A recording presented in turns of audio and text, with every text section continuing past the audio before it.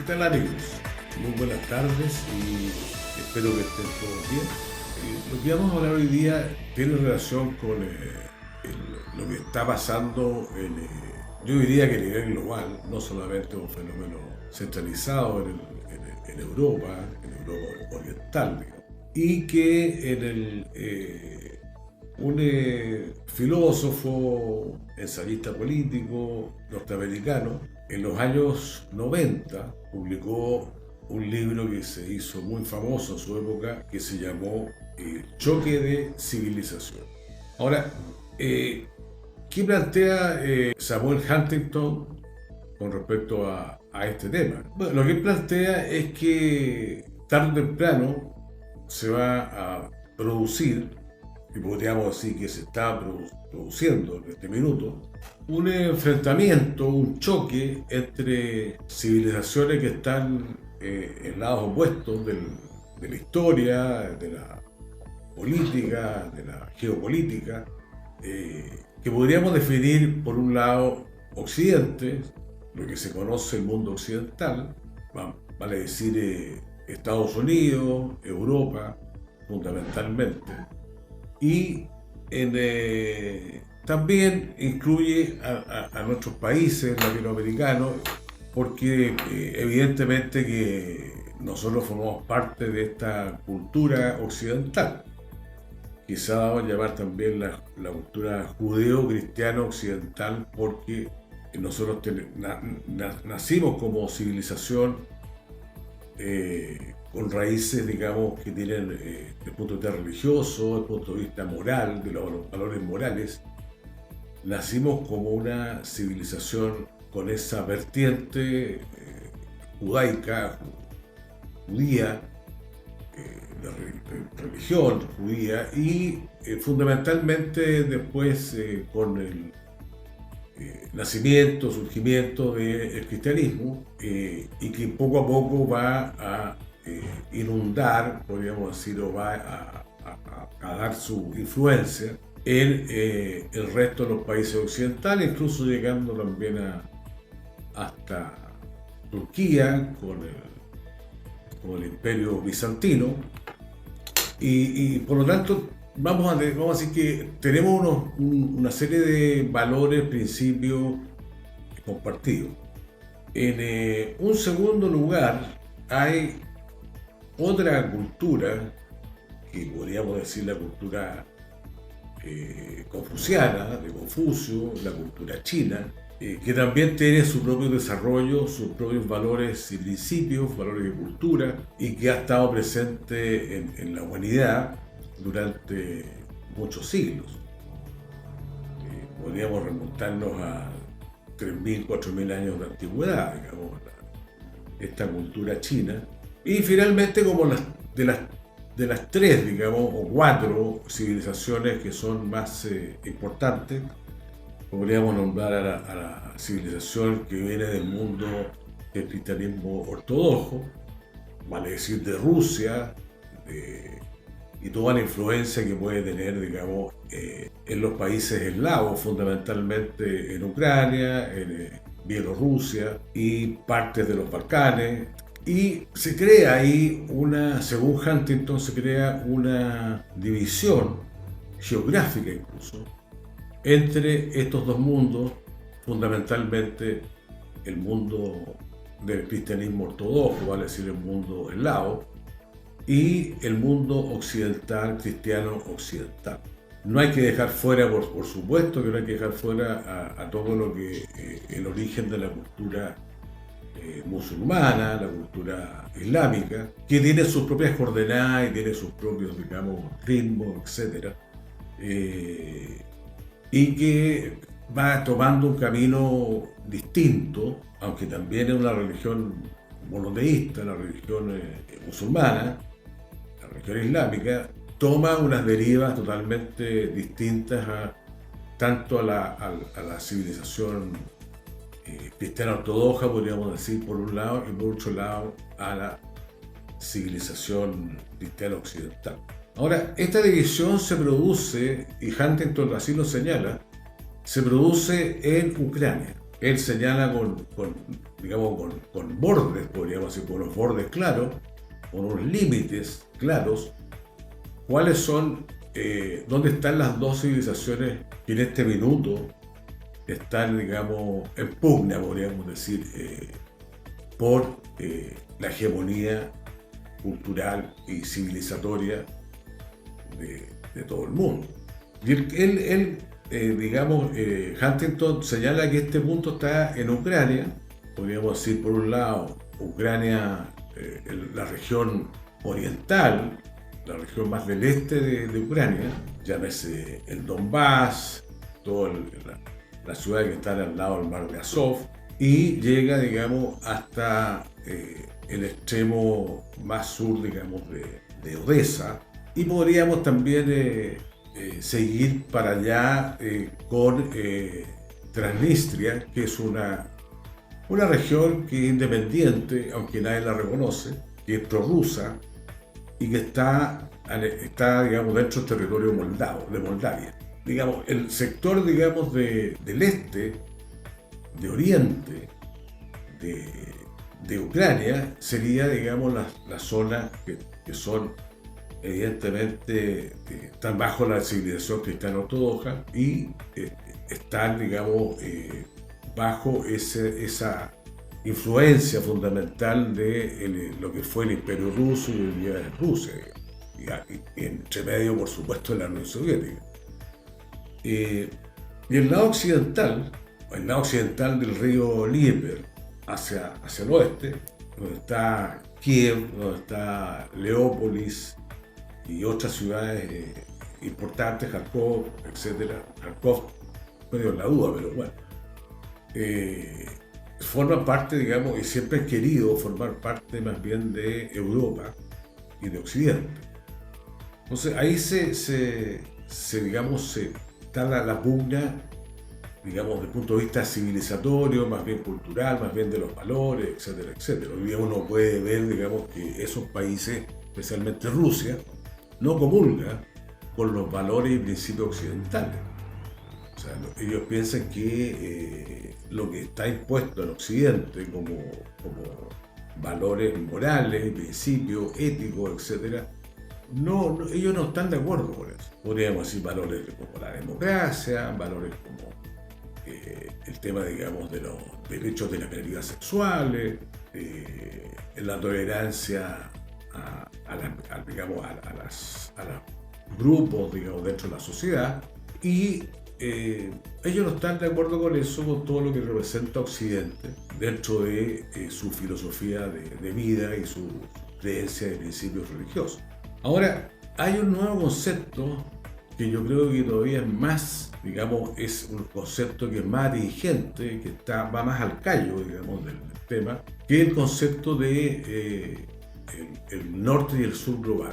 Quizás alguna vez han escuchado ustedes que está muy de moda la palabra el sur global. ¿Y qué es el sur global? Bueno, el sur global, digamos, agrupa a todos los países que emergentes o en vías de desarrollo o directamente subdesarrollados, y por lo tanto el sur global excluye a los países del primer mundo, Europa, Estados Unidos principalmente, algunos países de Oriente que están más o menos asimilados a el norte global, vale decir Corea del Sur, Japón, algunas regiones de Singapur, etc.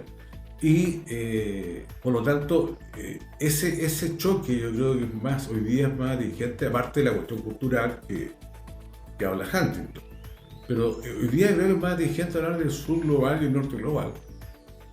Y más aún cuando hay una agrupación de países que son los países BRICS, que ustedes conocen, que es Brasil, Rusia, India, China y Sudáfrica, que están conformando una agrupación de países, un conjunto de países, peleando por tener una posición alternativa a lo que es la hegemonía occidental.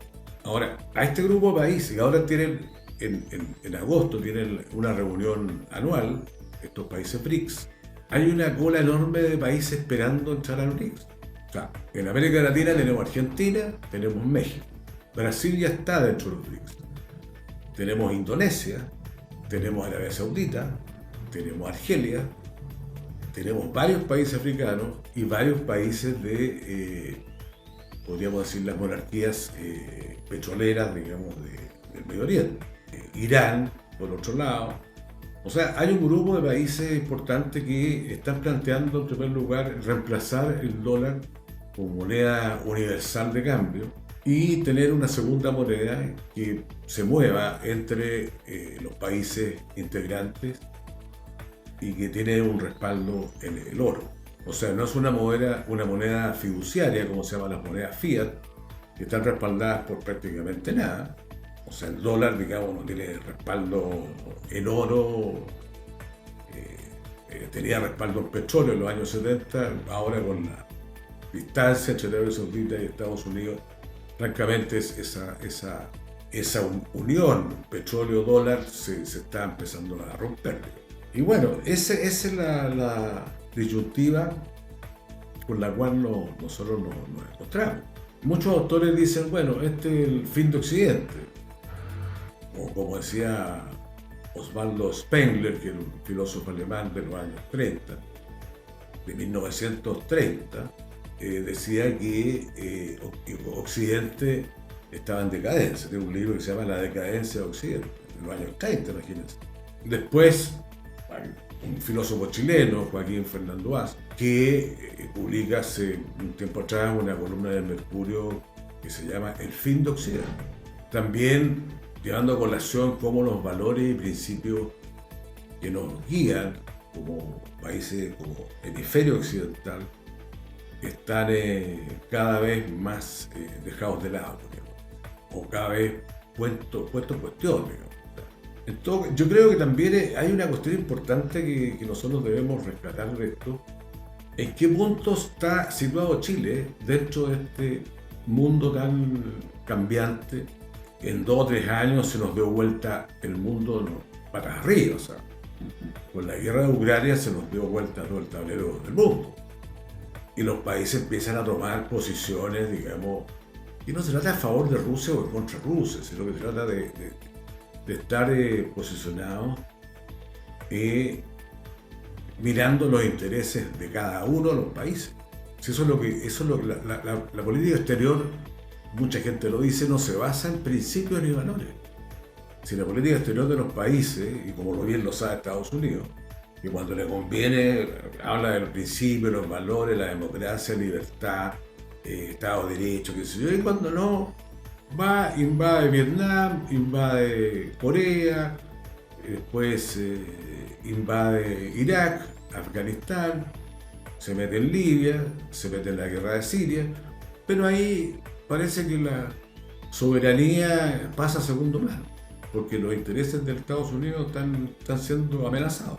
Entonces yo digo, claro, tenemos nosotros como sudamericanos, como chilenos, también velar por nuestros intereses y no seguir, digamos, lo que nos ordenen en cuanto a que nosotros, como pajaritos, estamos detrás, digamos, de la gente que nos dice que esto está bien y esto está mal, esto es blanco, esto es negro. El mundo no es blanco y negro, el mundo tiene muchos grises y por lo tanto, digamos, lo que uno tiene que velar, y nosotros tenemos una oportunidad de oro, porque realmente, aunque en Chile no se diga mucho, Chile es una potencia mundial en lo que es materias primas para el mundo que viene.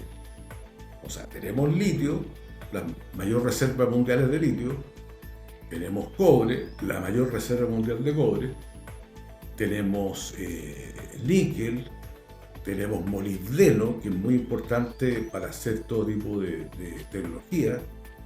Entonces tenemos bueno, estamos con el proyecto de hidrógeno verde, que obviamente eso nos puede situar, digamos, a la vanguardia de América Latina.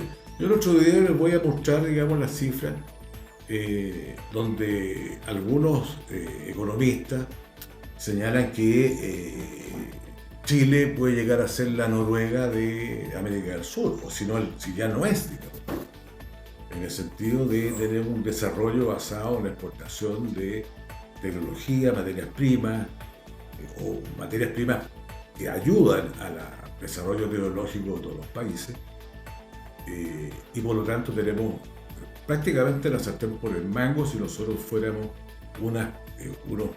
si nuestros gobiernos fueran unos gobiernos que puedan actuar y negociar bien cuál es la real postura de Chile. La señora van der Leyen, que es la presidenta de la Comisión Europea, dijo que Chile era el país más importante para hacer negocio en el siglo XXI.